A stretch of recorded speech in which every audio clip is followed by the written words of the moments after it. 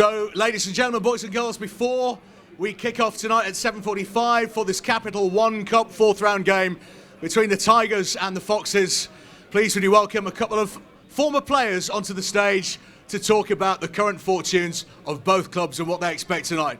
Firstly, of course, marksman for the Tigers down the years and current club ambassador, please would you welcome Dean Windass, who's here this evening. And with Dean tonight, a regular face here at the KC, does come to the odd game, former Fox as well. Joined us in a record-breaking £250,000 deal back in the day, scoring 17 goals in all for the Tigers. Please would you welcome onto the stage, Lawrie Dudfield.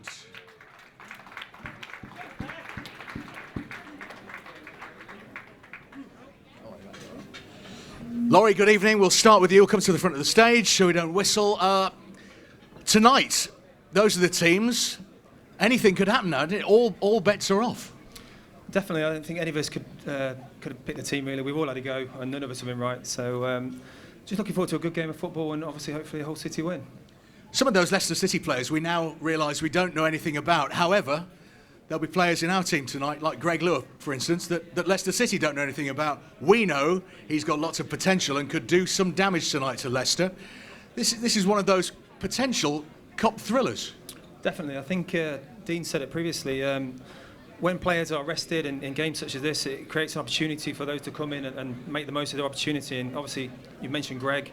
Greg's already come in this season once and scored a goal. And, you know, it's all set up for him tonight to do well. Dean, we'll come to you. 2 amazing wins in the last 7 days for the Tigers, 2 clean sheets, some great home support, and things really up on and up. Second in the table. And now there's a cup game, and Steve is in the luxurious position of being able to make those changes tonight. 8 in all. Yeah, but you still want to win the game. You know, winning becomes a habit. The players like Tom, who's been left out, Diarma's been left out, you know, got an opportunity tonight to play. I'm obviously looking forward to watching Greg play up front. You know, he scored a few goals for the 21s, so it'll be a big step for him tonight. But you know, Vardy's done it for Leicester. He played non-league football 3 years ago, so he's scoring goals in the Premier League, top goal scorer. So it'll be a great opportunity for Greg Lewis tonight. You know, I'm looking forward to watching him. Speaking to Jake Livermore after the game, after winning man of the match on Saturday, he says there's a great atmosphere in the camp at the moment. Does that breed confidence, you all having a laugh together and being more relaxed about the fact that you are doing so well? I think that a successful change room and a happy change room, you know, breeds confidence and results. And you can tell that on a Saturday now, especially at home. We're doing very well at home and picking points up away from home as well. So, you know, we want to keep that run going. We want to not lose at home. If you win your home games in any division, you're going to be up there in the playoffs or round about there. So we're doing very obviously great at home, but cup games just gives other players opportunities to get a bit of game time. Steve will be asking them players to ask the question, you know, can they get in his team on Saturday against MK Dons? So it'll be interesting, you know, with both teams changing sort of the formation probably as well. It'll be an interesting game.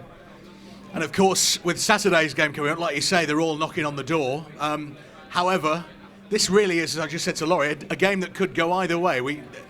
Either team really don't know that much about the other team that they're playing against this evening, and we could be in for a thrilling game.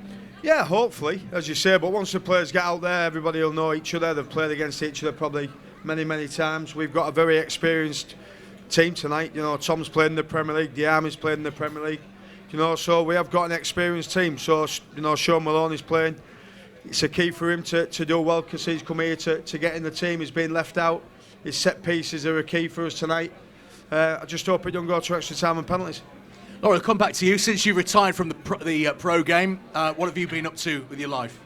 I've been working for Nottingham Forest for 5 years and left there in May, and obviously been quite busy losing my hair since my Hull City days as well. I wasn't going to say, not many people recognised you when you came in.